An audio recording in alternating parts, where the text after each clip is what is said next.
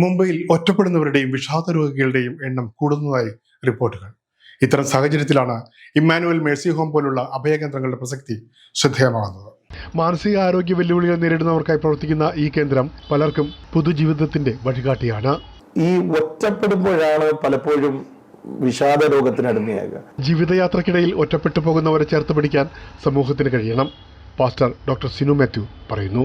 ഈ റോഡിൽ അലഞ്ഞു നടക്കുന്ന ആൾക്കാരെ നമ്മളൊന്ന് സ്നേഹത്തോട് അടുത്ത് നിർത്തിയാൽ, നമ്മൾ അവരെ സ്നേഹത്തോടൊന്ന് കൈപിടിച്ചാൽ ആക്ച്വലി അവരുടെ ഹൃദയം നമ്മളോട് തുറന്ന് സംസാരിക്കും. നഗരത്തിലെ മലയാളി സമാജങ്ങൾ ഇത്തരം സാഹചര്യങ്ങളിൽ കൂടുതൽ ഉണർവോടെ പ്രവർത്തിക്കണമെന്നും പാസ്റ്റർ ഓർമ്മപ്പെടുത്തി. പലപ്പോഴും നമ്മുടെ ഒരുപാട് മലയാളി സമാജങ്ങളുണ്ട്.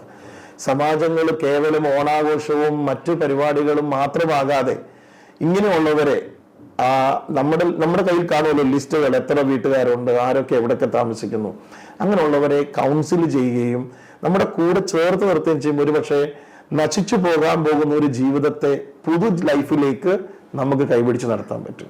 ചെറുപ്പത്തിലെ അച്ഛനെ നഷ്ടപ്പെട്ടിരുന്നു. അമ്മയാണ് വളർത്തിയത്. കോവിഡ് കാലത്ത് അമ്മയും വിട പറഞ്ഞതോടെ തുഷാർ ഒറ്റപ്പെട്ടു. ഇതാണ് വിഷാദ രോഗത്തിന്റെ ഇരുണ്ട വഴിയിലേക്ക് ഈ യുവാവിനെ നയിച്ചത്. അന്തേരിയിലും പിന്നെ ഡൊമ്പലും കല്യാണിലും താമസിച്ചു. അച്ഛൻ ബച്ചപ്പൻ സേ അമ്മയാണ് വളർത്തിയതെല്ലാം. പഠിച്ചു.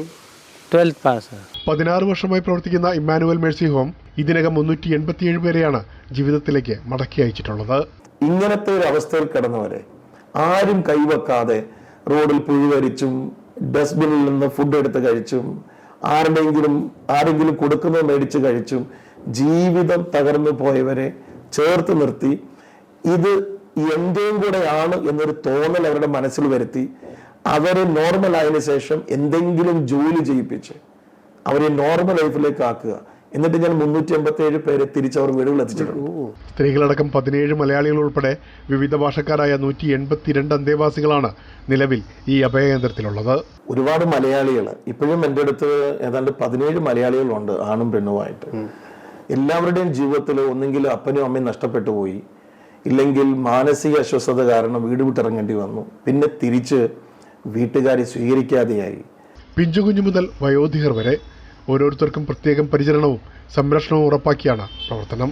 ഈ 187 പേരുടെ ആഹാരവും വസ്ത്രവും താമസവും മാത്രമല്ല, അവരുടെ ആരോഗ്യ സംബന്ധമായിട്ടുള്ള ട്രീറ്റ്മെൻറ്റുകൾ ആക്ച്വലി അവരൊരു പെത്തറ്റിക് കണ്ടീഷനിലാണല്ലോ നമ്മുടെ അടുത്ത് വരുന്നത്.